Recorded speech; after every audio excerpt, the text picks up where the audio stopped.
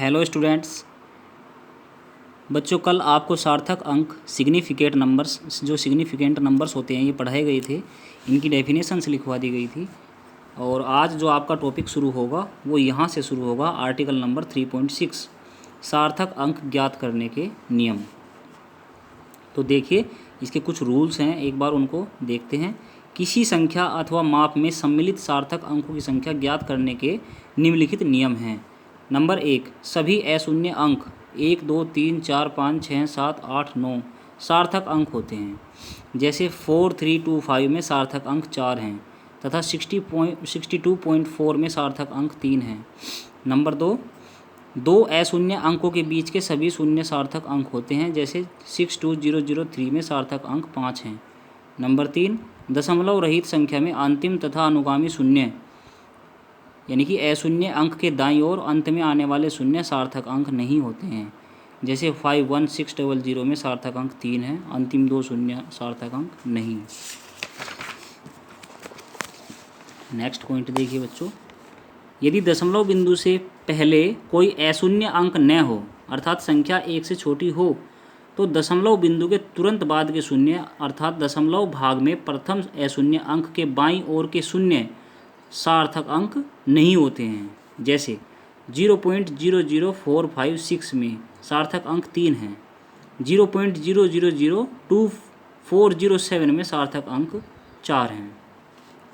Next देखिए, यदि दशमलव बिंदु से पूर्व कोई अशून्य अंक है तो दशमलव बिंदु के तुरंत बाद के शून्य सहित सभी अंक सार्थक अंक होते हैं। जैसे 1.00456 में सार्थक अंक 6 हैं।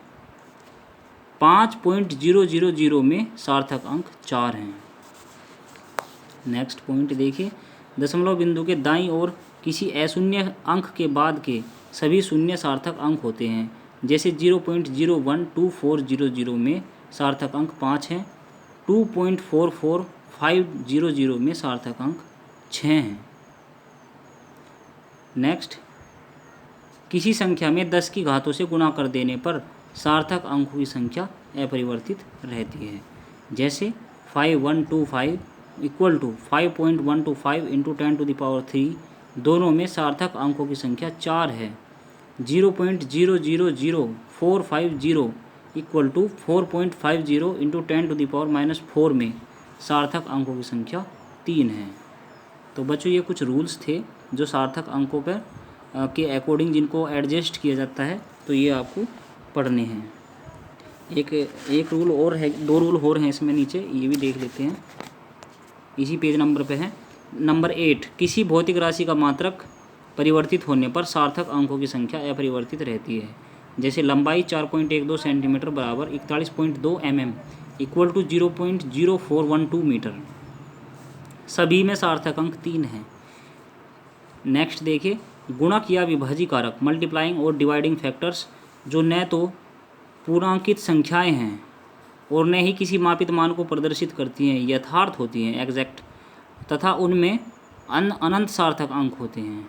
उदाहरण, त्रिज्या कैपिटल R इक्वल टू व्यास त्रिज्या स्मॉल r इक्वल टू व्यास स्मॉल d/2 तथा वर्त का परिमाप capital S equal to 2πr में गुणांक 2 एक यथार्थ संख्या है तथा इसे आवश्यकता अनुसार 2, 2.0, 2.00 और 2.000 भी लिखा जा सकता है, या इससे ज़्यादा भी इसके हम पॉइंट बना सकते हैं।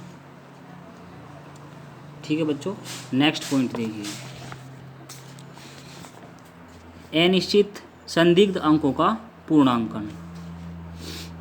देखो, जिन संख्याओं में एक से अधिक अनिश्चित अंक होते हैं उनका पूर्णांकन किया जाना चाहिए। उपेक्षणीय अंक का पूर्णांकन करने के लिए निम्नलिखित नियम हैं। नंबर 1, यदि पूर्णांकन की प्रक्रिया में उपेक्षणीय अंक 5 से अधिक है तो पूर्ववर्ती अंक में 1 की वृद्धि कर दी जाती है, और यदि उपेक्षणीय अंक 5 से कम है तो पूर्ववर्ती अंक अपरिवर्तित रखा जाता है।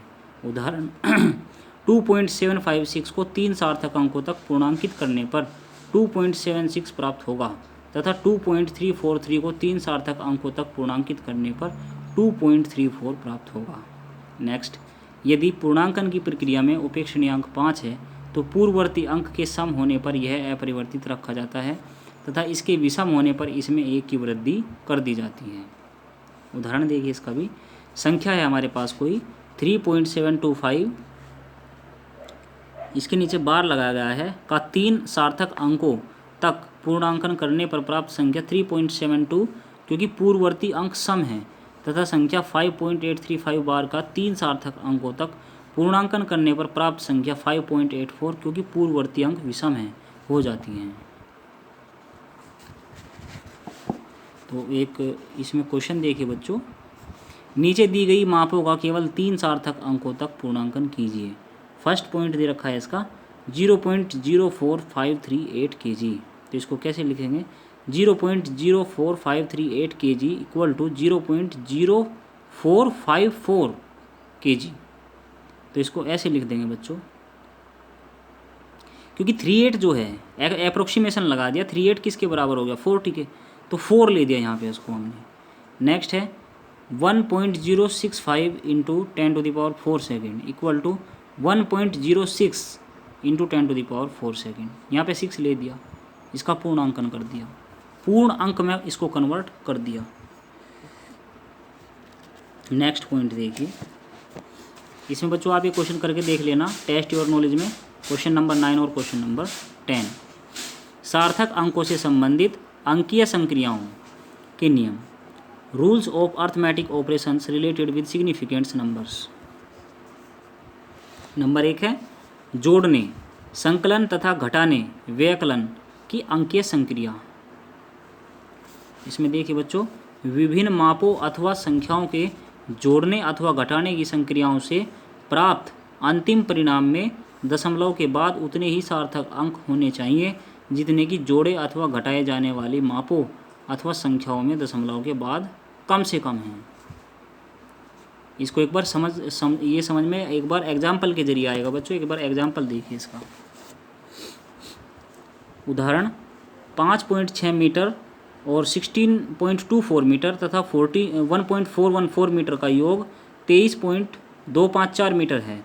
उपयुक्त मापों में 5.6 मीटर सबसे कम परिशुद्ध है क्योंकि इसका मापन दशमलव के केवल एक स्थान तक ही किया गया है तथा अतः अंतिम परिणाम का दशमलव के केवल एक अंक तक ही पूर्णांकन किया जाना चाहिए। अतः सभी लंबाइयों का जो योग है वो 23.2 मीटर है। इस प्रकार से इसने दूसरा भी एग्जाम्पल दिया है, वो भी आप समझ सकते हो। नेक्स्ट पॉइंट है गुणा तथा भाग की अंकीय संक्रिया, arithmetic operation of multiplication and division. देखो, विभिन्न मापों अथवा संख्याओं की गुणा अथवा भाग की संक्रियाओं से प्राप्त अंतिम परिणाम में केवल उतने ही सार्थक अंक होने चाहिए जितने की सबसे कम सार्थक अंकों वाली मूल संख्या में हैं। उदाहरण के लिए देखते हैं बच्चों, यदि किसी घन की भुजा 2.2 सेंटीमीटर है तो घन का आयतन 2.2 सेंटीमीटर गुणा 2.2 सेंटीमीटर गुणा 2.2 centimetre equal to 10.648 centimetre cube प्राप्त होता है, परंतु तीनों गुणक राशियों में 2 सार्थक अंक है, अतः परिणाम में भी सार्थक अंक 2 ही होने चाहिए। अतः पूर्णांकन के बाद घन का आयतन 11 सेंटीमीटर क्यूब है। ठीक है, ये फर्स्ट एग्जाम्पल था। नेक्स्ट देखिए, किसी ठोस का द्रव्यमान 5.125 ग्राम तथा आयतन 3.4 सेंटीमीटर क्यूब है, तब ठोस का घनत्व इक्वल टू द्रव्यमान अपोन आयतन, यानी कि 5.125 अपॉन 3.4 इक्वल टू 1.50735 ग्राम पर सेंटीमीटर क्यूब। अर्थात द्रव्यमान में सार्थक अंक 4 व आयतन में सार्थक अंक 2 हैं, अतः घनत्व में भी सार्थक अंक 2 ही होने चाहिए। अतः पूर्णांकन के बाद ठोस का घनत्व 1.5 ग्राम पर सेंटीमीटर क्यूब है। नेक्स्ट क्वेश्चन देखिए, एग्जाम्पल नंबर 11।